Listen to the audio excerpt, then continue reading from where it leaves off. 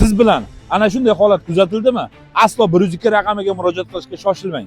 Sababini esa men sizga hozir tushuntirib o'taman.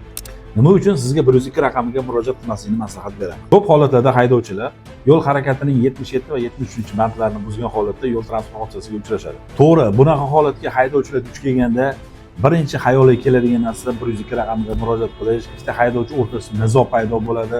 Chunki jabrlangan haydovchini yetkazilgan zararni aybdor qoplab beradimi, qachon qoplab beradi va qanaqadir hujjatlarini olib qo'yish holatlari kuzatiladi.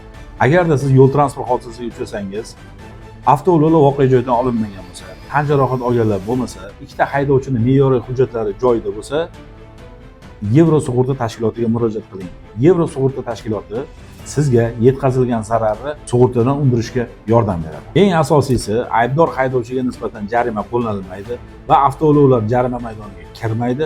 Hujjatingiz o'zingizda qoladi va hech qanday sud jarayonlari kuzatilmaydi. Siz yo'l transport hodisasiga uchradingizmi? Darhol Yevro sug'urta tashkilotiga murojaat qiling. Yevro sug'urta tashkiloti sizning ishingizni hech qanday ovoragarchiliklarsiz va yugur-yugurlarsiz tezkorlik bilan hal qilib beradi. Quyidagi raqamlarga murojaat qiling. Hurmatli haydovchilar, sizdan iltimos, yo'l harakati qoidalariga amal qiling. Sizni uyingizda oilangiz kutmoqda.